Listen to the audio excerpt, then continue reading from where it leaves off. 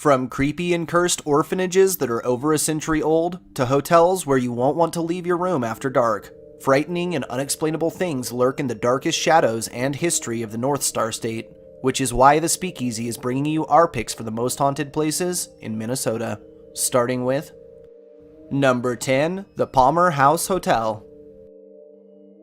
The Palmer House Hotel in Sauk Center was built in 1901 and is believed to be haunted by three separate entities. The first is that of a little boy who appears holding a ball. Guests can often hear him dribbling it down the hall at night, and on more than one occasion, it is rolled from dark rooms and under furniture, startling those nearby. The second ghost is that of a prostitute who is believed to have died here. She's been known to flirt with male guests before vanishing into thin air. The last entity reported here is that of a tall, lanky man.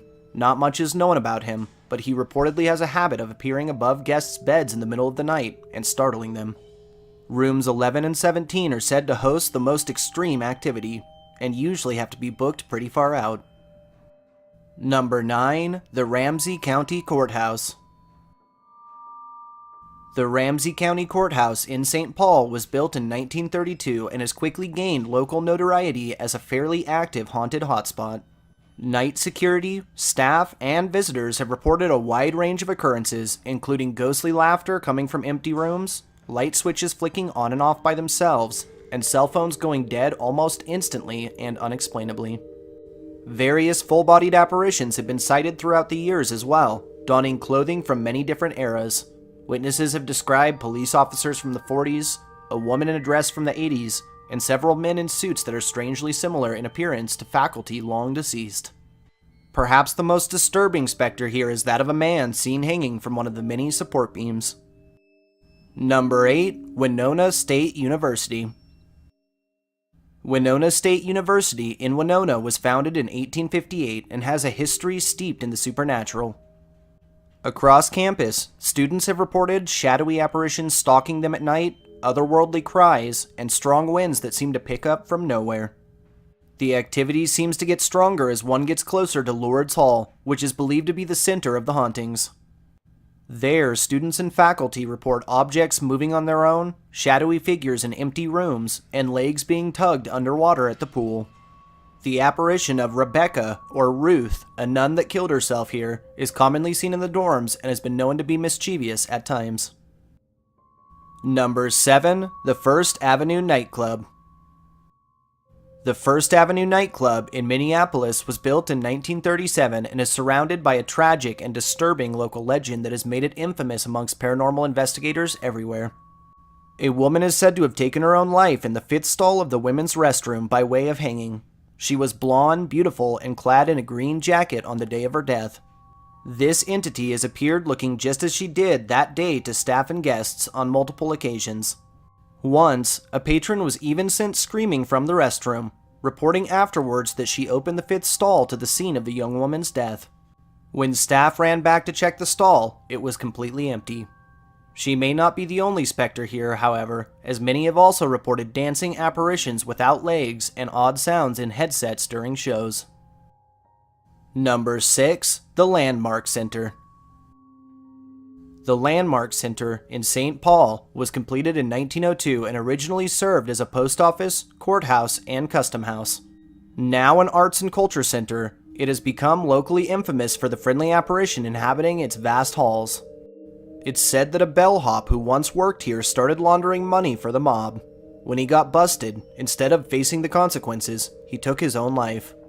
This ghost is said to be a bit of a prankster and has been known to move drinks, appear in photos, show up to almost every party, and even take full bottles of liquor from the bar. On numerous occasions, female guests have reported a mysterious man, strangely fitting the ghost description, flirting heavily with them. When they turn around to point him out, he's vanished into thin air.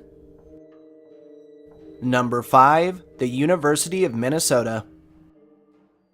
The University of Minnesota in Minneapolis was founded in 1851 and is home to some fascinating hauntings and history. The Washington Street Bridge on campus is said to be haunted by famous poet John Berryman.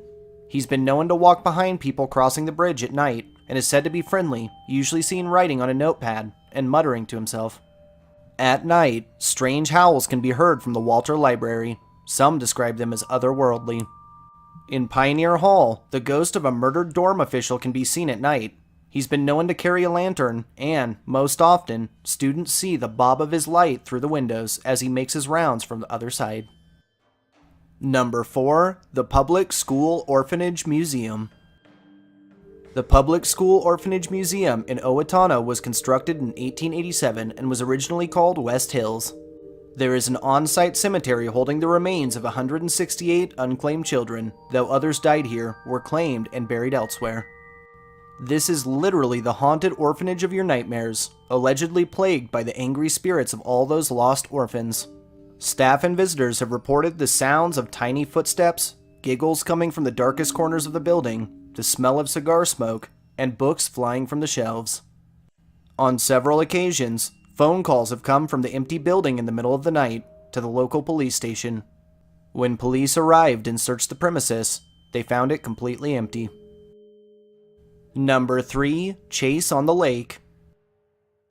Chase on the Lake in Walker originally opened in 1897 as Hotel Pamita and was purchased a year later by Lewis Woodruff Chase, who changed the name. Local legend states it's haunted by several different apparitions, all unrelated and varying in appearance from sighting to sighting. They are believed to be responsible for the terrifying occurrences experienced here throughout the years.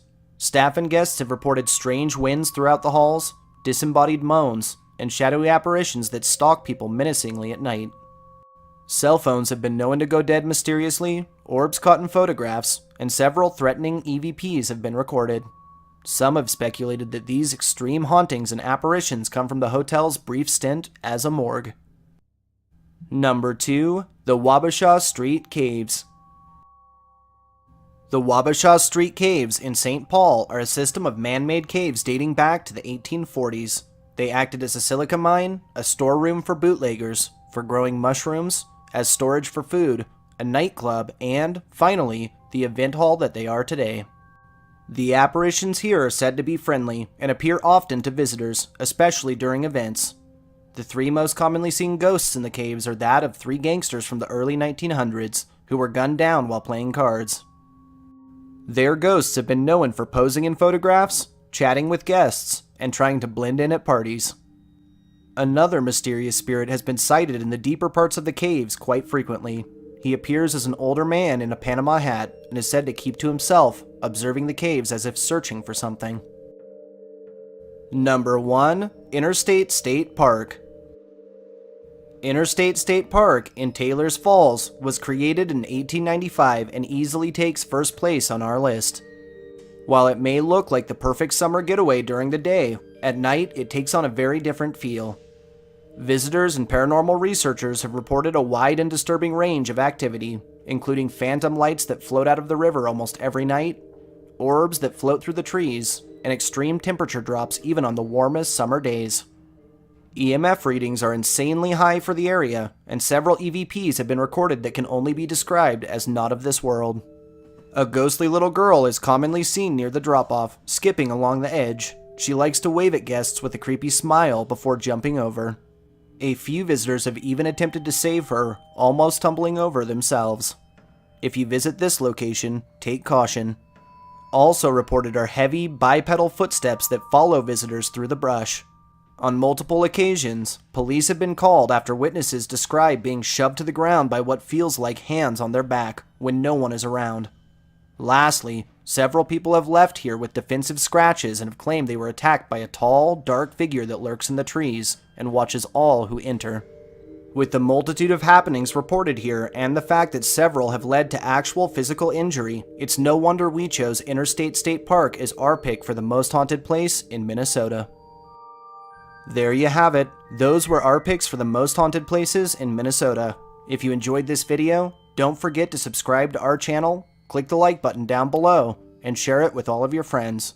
There's plenty more to come. Until next time.